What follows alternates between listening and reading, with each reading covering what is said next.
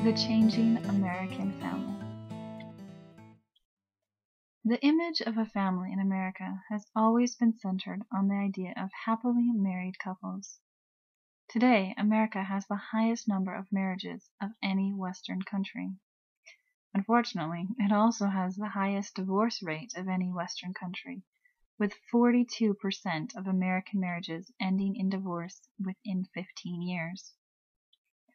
Much discussion has been presented over the last couple decades on the potential reasons for the increase in divorce in the U.S. Things like increased legal access to divorce, the increase in the financial independence of women, and the higher social acceptance of divorce are the highlights of these discussions. While these are important conversations, they do not address one of the most pressing problems seen in American divorce rates. Divorce in the U.S. is disproportionately represented among poor, young, and less educated individuals. What that means is that young couples that get married right out of high school are much more likely to get a divorce than individuals who wait and get married after they've completed college. Likewise, far fewer middle-class individuals get a divorce each year than individuals living in poverty.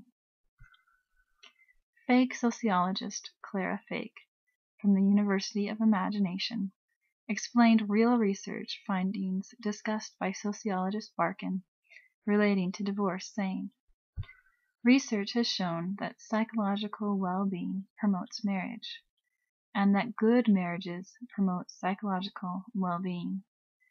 Good psychological well-being is usually related to education, maturity, and financial stability.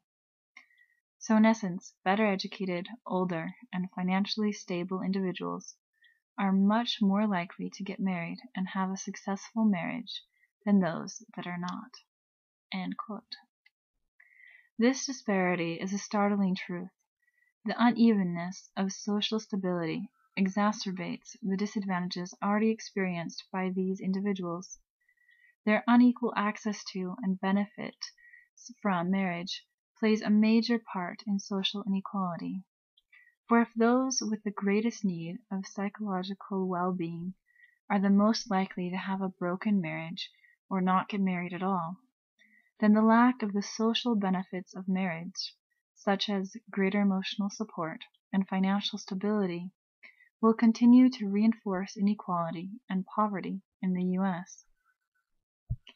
A reduction of this disproportionate amount of divorce can only be accomplished by reducing poverty and the social stresses that lead individuals to attain less education or to marry in their teens.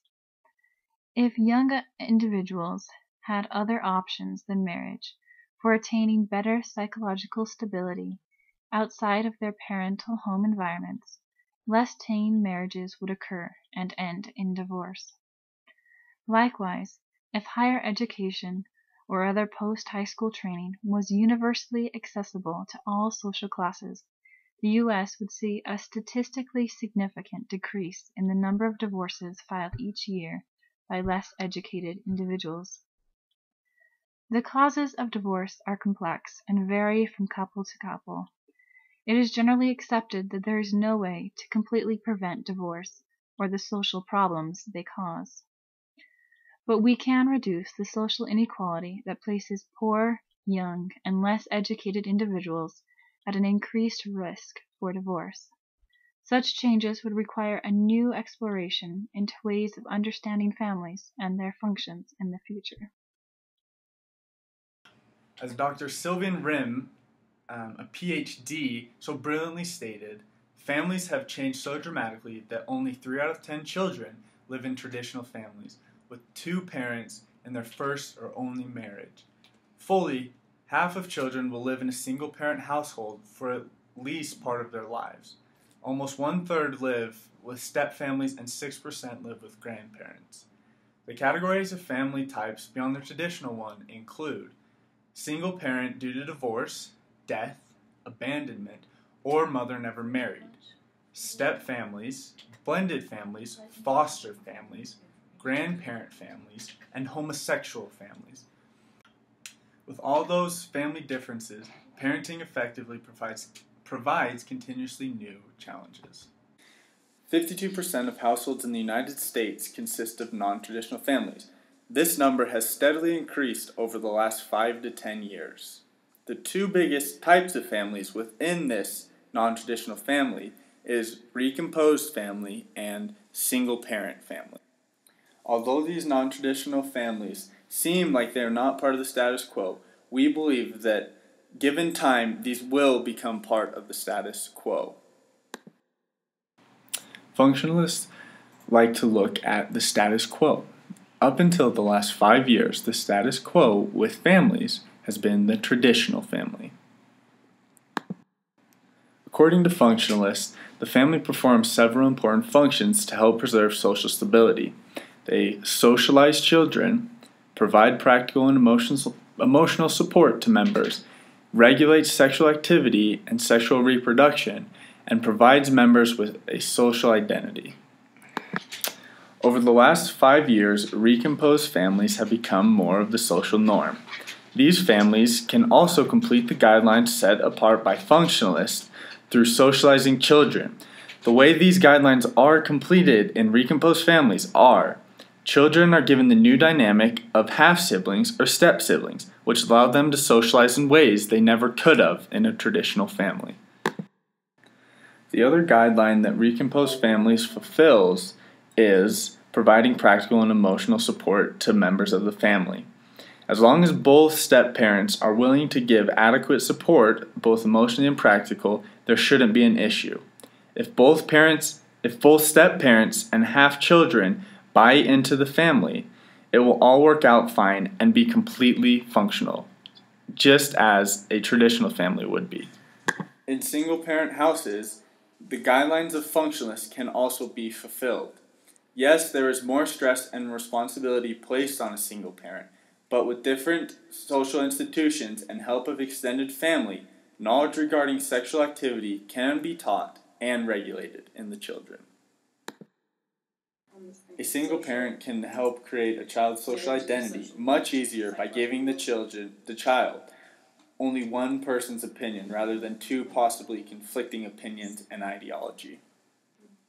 As long as a single parent understands the responsibility placed upon them and is willing to react adequately, this family has no problem becoming completely functional and fulfilling the guidelines set apart by functionalists. No matter what kind of family one comes from, there are many ways a family can become unhealthy. Foremost of these is abuse. There are many situations and factors that could lead to abuse, whether these factors are a strained marriage, intimate relationship, or the most common reason, financial difficulties. With financial stress, many people direct their stress outward as abuse to those close to them. Abuse can take many forms. Physical beatings and intimidation are the most recognizable and iconic forms of abuse. Meanwhile, emotional abuse and degrading treatment, while harder to notice, are just as serious and can be much harder to recover from. Abuse isn't limited to an intimate partner and often takes place to both spouse and children. Sadly, many children are subjected to sexual abuse by people close to them. At other times, children are neglected or completely ignored by their caretakers and guardians. The biggest problem of abuse isn't always the initial abuse, but the scarring effects it has on its victims. The issue is that the interactions involved with the abuse change the way the victims view the world around them. Because of their negative experiences, victims have a looking-glass effect on themselves, where they feel they deserve the treatment they were given, or that because of this treatment they don't belong in society. Victims of abuse often express these views by being antisocial, aggressive, or depressed. Witnessing abusive interactions within their home, children learn violence is a way to solve their problems. They come to believe that abusive actions are normal within a family. They struggle to form healthy relationships and are much more likely to experience or participate in abuse later in their lives. Many times, these victims don't know how or where to go for help and are too scared or ashamed to look for it.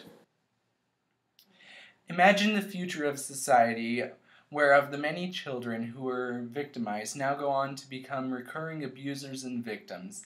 It's a vicious cycle that shows no sign of stopping on its own, which is why we need to do something about it. The solution is to teach victims of abuse how to avoid abusive relationships. By teaching children, teens, and victims about healthy relationships, they will learn how to interact with others without abuse. We can provide them with a positive outlook and a new self-image that will change their whole perspective on life. Violence doesn't have to be the answer to their problems. More than that, we also need to provide these victims a safe way out of these situations and stay out of them. Once they get away from their abuser, they need the means to become independent enough to make sure that they never go back to the abusive relationship.